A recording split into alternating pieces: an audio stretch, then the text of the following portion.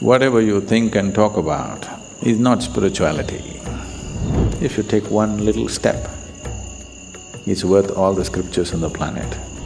Becoming spiritual means you have deepened the process of life in such a way that it's no more a question of memory, it is no more a question of thought and emotion, something far deeper than that has begun to happen within you. Essentially, you want to be something more, that's a spiritual process. Don't try to start anywhere, there's nothing to start. It's already long ago it's been started. You are trying to just hasten it, that's all.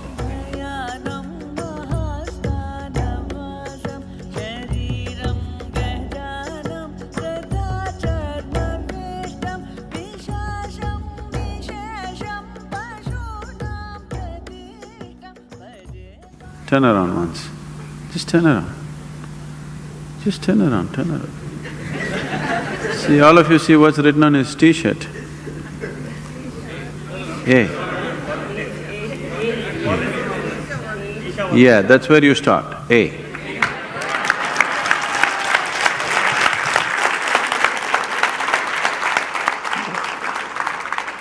Don't start with Z, A. You must start with A. A means it's a beginning, isn't it? So, where should you start? Does it happen in stages? Where should you start? I think we've been repeatedly saying, you can only start from where you are. You cannot start somewhere else. Don't try to start anywhere. There's nothing to start. It's already long ago it's been started. You are trying to just hasten it, that's all. You can't start it, it's already started. Your longing to grow has started, isn't it?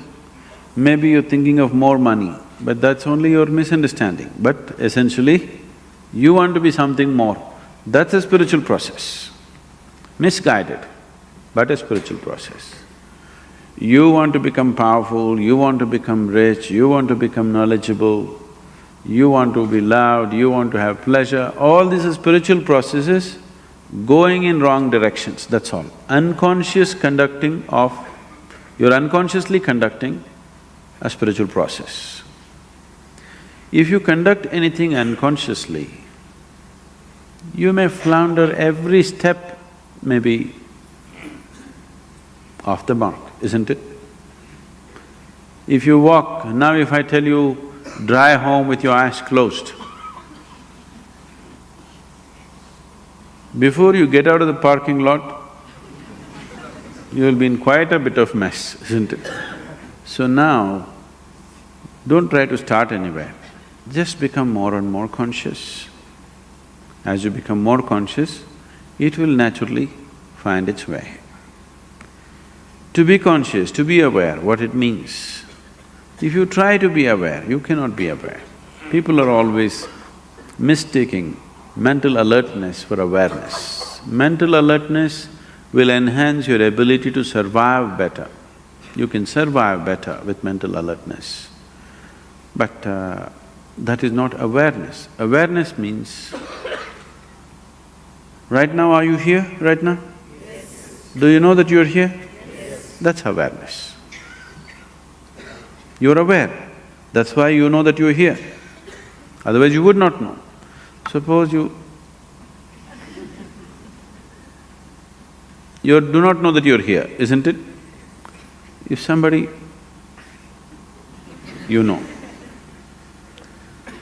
So someone is dead, poke, no awareness.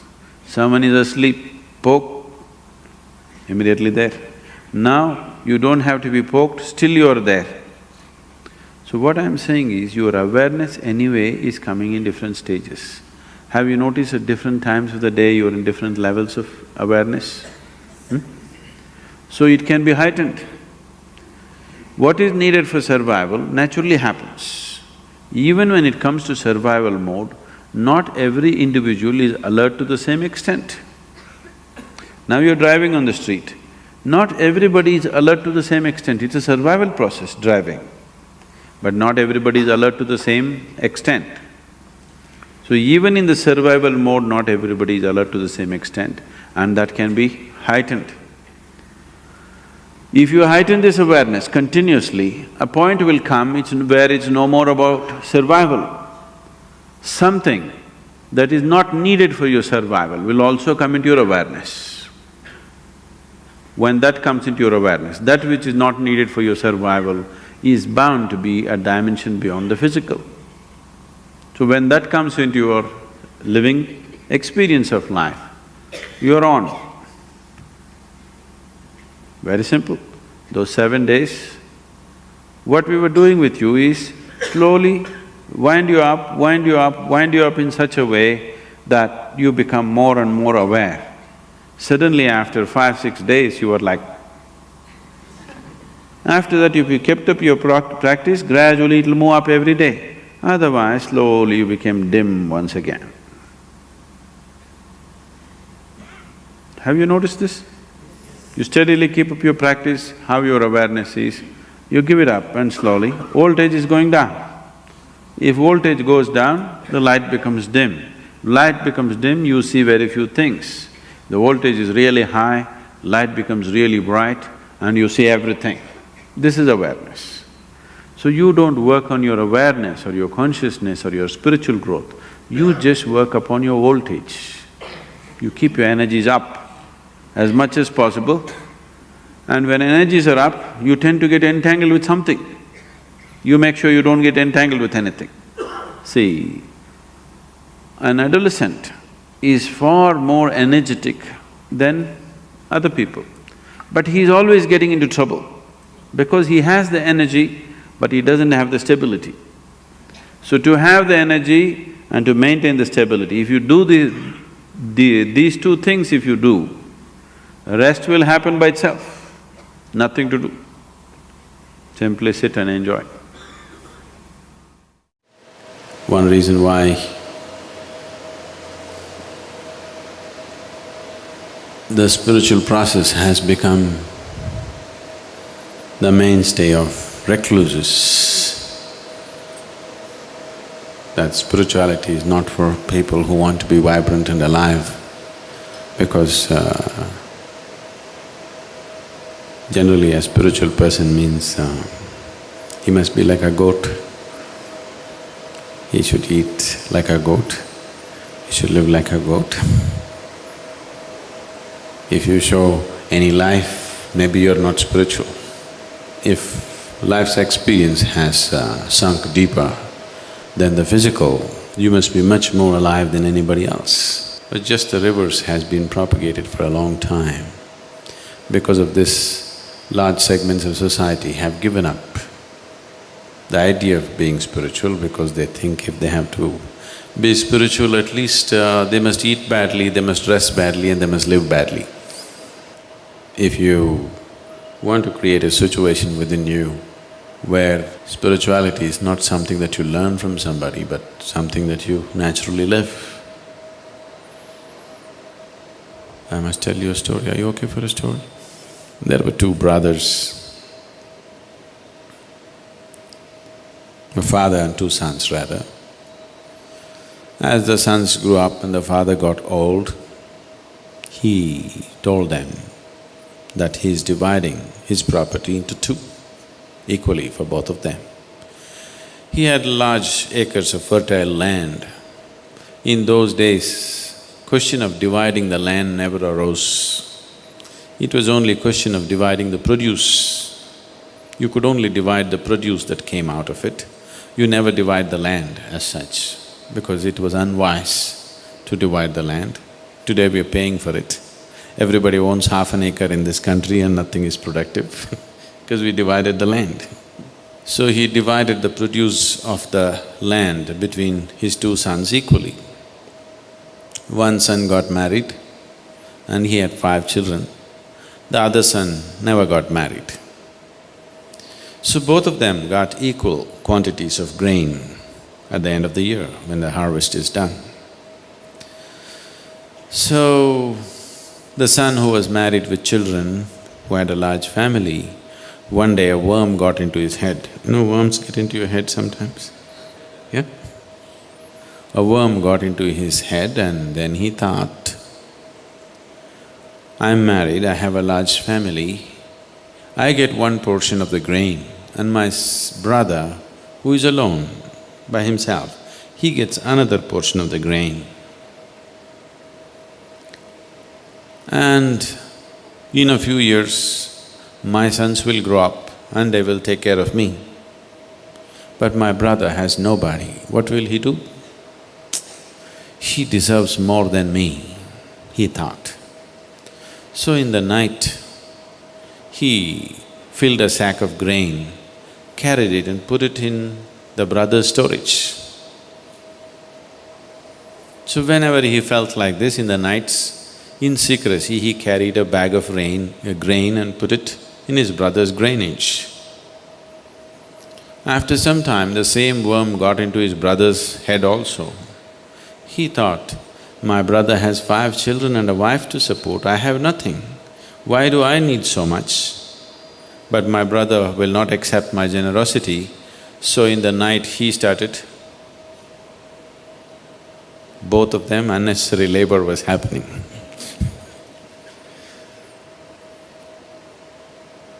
So this reverse osmosis was going on for many years. They were getting old. One day both the brothers carrying these bags of grain came and they met at one place. They looked at each other and they realized what's been happening. They felt very embarrassed.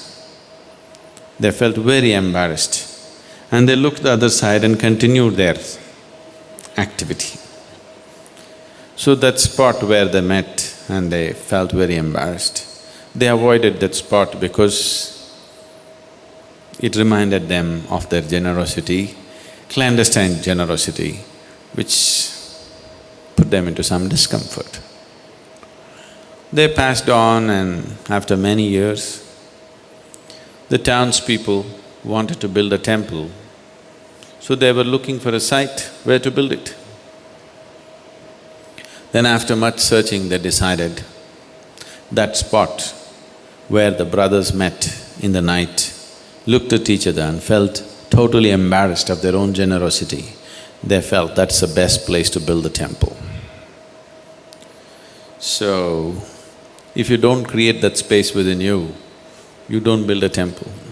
If you want to live in a temple, it's very important that you create this much space within you, that somewhere you reach out, where you don't have to.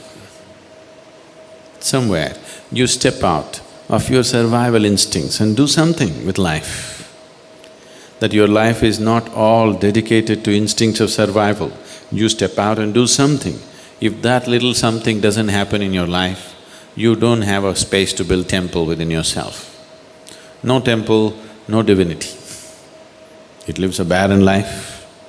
You know how to survive, you will eat well. Yes, you will eat well, but you won't live well. You'll have everything, but you'll have nothing if you don't have the temple within you. So if you want spiritual process to become a natural part of our lives, it is not because you attend a program or go somewhere and listen to somebody that you become spiritual. You create that little space. Divine is an orphan in this world. He's waiting for space like that constantly. If you create such space, you don't have to install a deity, it fills up. If you just create that space, a deity will come and fill up by itself. You don't have to go inviting some deity, you don't have to create one, it will anyway happen. It is because people are completely dedicated to their own survival instincts. Wherever they go, it continues. When your whole life is dedicated to your survival, there are 2 fundamental forces within you. One dimension of you is always survival.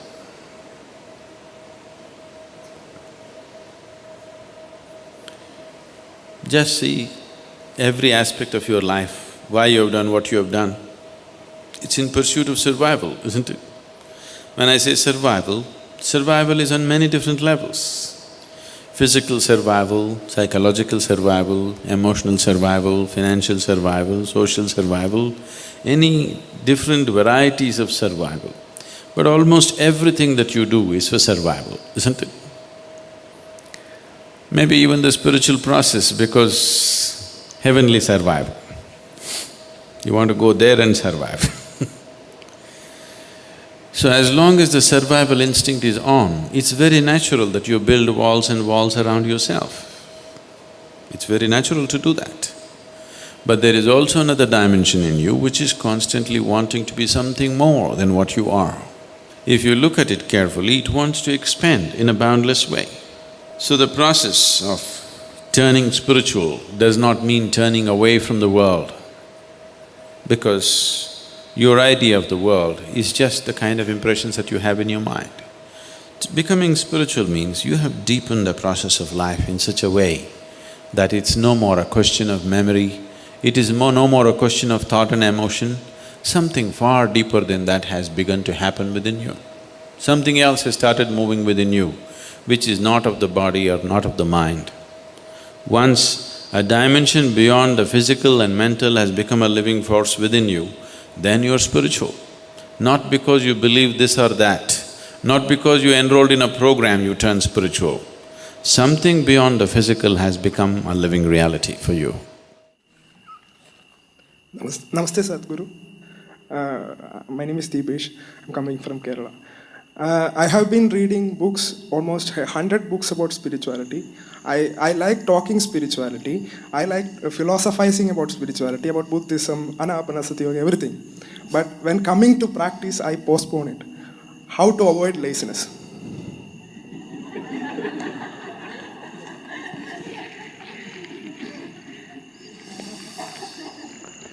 So you cannot think about it, you cannot talk about it, because whatever you think and talk about is not spirituality. It's not even good literature. Really, believe me, there's better literature in the world than spiritual books. If 100 books that you read did not create enough thirst in you to do something about it, there is nothing spiritual about these books. If it created a longing within you that you couldn't help doing something about it, then that book is okay. Even that book is not spiritual, at least it's inspirational. It inspired you enough to take a step, and 1,000,000 words that you read are of no consequence. If you take one little step, it's worth all the scriptures on the planet. So, before it's too late, take at least one small step. Now that you are here, at least start one 12-minute Isha Kriya. And I have specially designed this for people like you. It has got words in the meditation.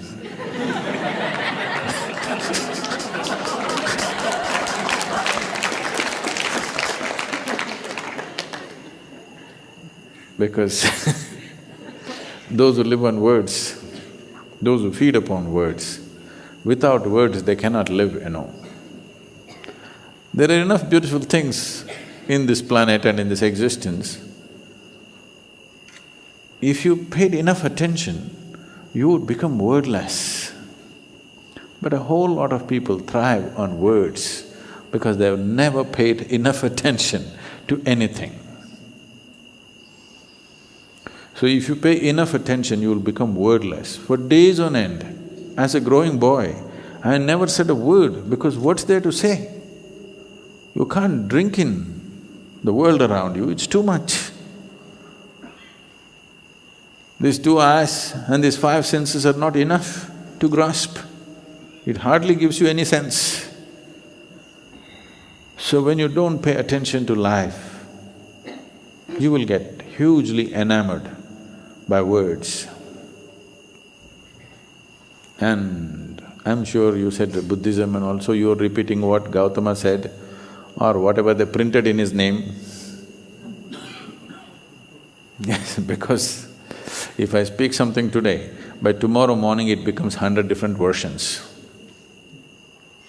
If Gautama spoke, poor man, 2500 years ago, what all they should have said in his name. They've said too many things which are not his words. And that is why it becomes an ism.